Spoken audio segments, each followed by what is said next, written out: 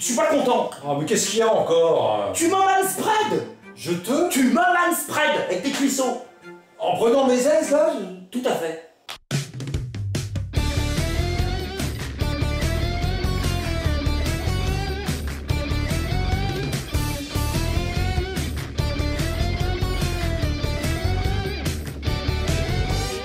Dans le métro parisien, voilà une scène devenue quasi quotidienne.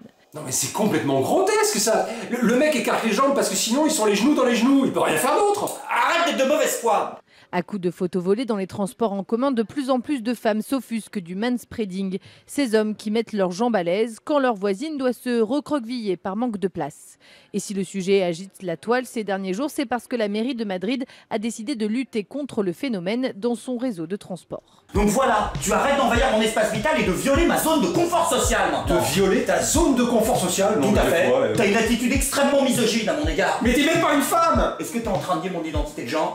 Est-ce que t'es en train de nier mon gender? Pas du tout. Ouais, bah fais gaffe, moi je vais me plaindre à Rémi Leleu, ça va chier. Hein? Rémi Leleu. C'est-à-dire qu'à New York, comme à Madrid, comme à Paris ou à Lille, des femmes postent tous les jours ces photos de manspreading parce qu'elles le disent, ça pourrisse leur quotidien et elles en ont marre. Et donc ensuite, ça nous permet de nous organiser en tant qu'association féministe, que ça soit par des actions virtuelles. Virtuelles? Le mot est bien choisi.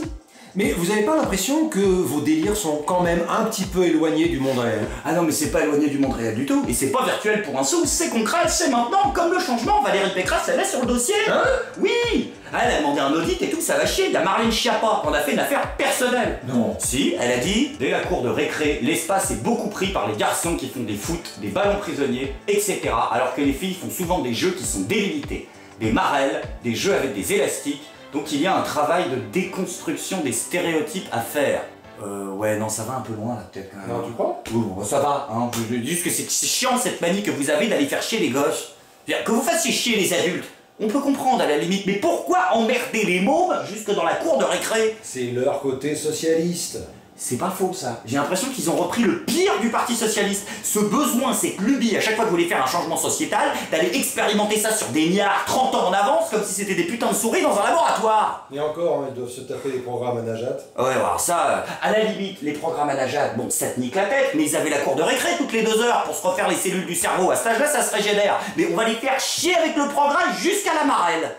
Pratique connue sous le nom de manspreading, anglicisme dont nous n'avons pas trouvé d'équivalent français satisfaisant, en tout cas pour notre conseil, est une pratique qui est une pratique particulièrement machiste et discriminante. Et comme cela se fait dans certaines grandes villes et grandes métropoles, dans les transports en commun, nous demandons à ce que notre conseil et la ville interpellent la RATP, enfin en tout cas les dirigeants de Île-de-France Mobilité et la RATP sur la nécessité de communiquer sur cette problématique du manspreading. Et là, le mec se sent utile. Bah, on le paye pour ça.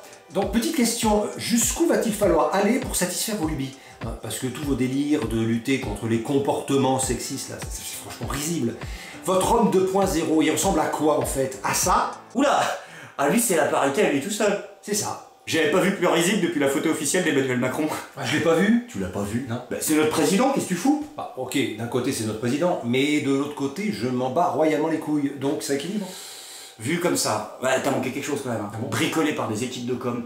Ah le bébé, 3 jours de modif sous Photoshop, mais le résultat est là. Déjà le mec debout sur la table, genre, je travaille trop, j'ai pas le temps de m'asseoir. Oui, mais j'ai eu le temps d'ouvrir la fenêtre. Bah, c'est la fenêtre qui mène au progrès. Ah. Tous en marche vers le progrès. Attention, on est au 5e. C'est pas grave, tout se suicide. Parce que c'est notre projet. Bon après que du classique, hein, le coup des 2 drapeaux, le drapeau français, le drapeau européen. Mais petite innovation, Macron est entre les deux. Il fait le passage. De gauche à droite. Comment ça? Du drapeau français vers le drapeau européen. Bah, c'est normal, en France on lit de gauche à droite, de la France vers l'Europe, c'est le sens du progrès, sinon dans l'autre sens... C'est la haine. Ah bah oui, d'ailleurs en parlant de la haine, il nous a pas mis de DVD sur la table, mais il nous a mis des bouquins. Alors à droite on a quoi? André Gide et le rouge et le noir de Stendhal. À ton avis, qui est-ce qui joue le rôle de Julien Sorel? Le peuple français. Et à gauche, les mémoires du général de Gaulle. Et les 2 smartphones. Quoi? Oui, il y a 2 smartphones. Oh putain, j'avais pas vu. Tu me diras, 2 smartphones pour 3 bouquins, niveau culture, on est dans le ratio moyen de chez En Marche. Bah ouais, c'est le progrès, la modernité, tous en marche. On se retrouve à la gare. Ne pensez pas une seule seconde que si demain vous réussissez vos investissements ou votre start-up, la chose est faite. Non. Parce que vous aurez appris dans une gare. Et une gare, c'est un lieu où on croise les gens qui réussissent et les gens qui ne sont rien. Et les gens qui t'emmerdent, on les croise où? Dans toute la France à peu près. En tout cas, c'est pas sympa ce que tu fais avec tes buzz à la con. Parce que tu piques la vedette à Gérard Philippe. Édouard Philippe. Ah oui, bah excuse-moi, c'est Avignon en ce moment. Ah oui, mais regarde, c'est bien ce que je dis, on se souvient même plus de comment il s'appelle. La construction de 15 000 places supplémentaires de prison est un engagement fort au président de la République. Il sera tenu. Parce que ne pas pouvoir incarcérer ceux qui doivent l'être est inadmissible. 15 000 Il n'y a que 577 députés en France. Il n'y a pas besoin d'autant de places de prison pour que ça aille mieux dans le pays. Hein. Mais en même temps, c'est compliqué d'exister à côté d'un président jupitérien. Il y a Bruno Le Maire. Ici, il tente des trucs. Emmanuel Macron is Jupiter. I'm Hermès, the messenger. Sauf que Jupiter, c'est un dieu romain. Bah oui, et Hermès, c'est un dieu grec. Donc ça marche pas. Bah non, ça marche pas. Fallait dire Mercure en fait. Mais lui, c'est le ministre Bac plus 12 qui sait pas combien font un hectare. C'est lui-même. D'accord. Juste une petite question. Ils sont pas un peu cons chez En Marche? Un petit peu, mais au moins ils sont pas méchants et ils mordent pas. Ah si, ils mordent. Récemment, une députée macroniste, enfin élue sous l'étiquette Les Républicains En Marche, a eu une altercation avec un chauffeur de taxi. Elle a 33 ans, elle s'appelle Laetitia Avia. Et au moment de payer sa course de 12 €, elle a sorti sa carte de crédit. Le chauffeur de taxi lui dit le terminal est hors service, donc elle n'avait pas d'argent. Il a voulu l'emmener à un distributeur. Bref, ils se sont disputés. Qu'est-ce qui s'est passé? Elle l'a mordu. Elle l'a carrément mordu. Donc il a fallu que la police vienne finalement.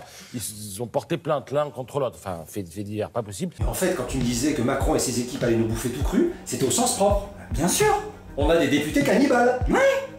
Heureusement qu'on n'a pas des zombies. Ah non, si, on les a déjà, c'est nous les zombies. Mais c'est quoi la prochaine étape? Des députés alcooliques? Il y en a une nouvelle là chez En Marche, à mon avis. Ça va pas tarder. Alors, depuis que je suis députée et que je vais à l'Assemblée nationale, je suis allée à des cocktails et des cocktails et des cocktails. Chez des ministres, des secrétaires d'État, dans de beaux endroits. Mais ce que j'apprécie particulièrement, c'est qu'on nous sert essentiellement du vin et du champagne. Je regrette évidemment qu'on ne nous serve pas de la blanquette. Eh ben au moins il y en a qui passent des bons moments. Nous, moins. On n'est pas contents.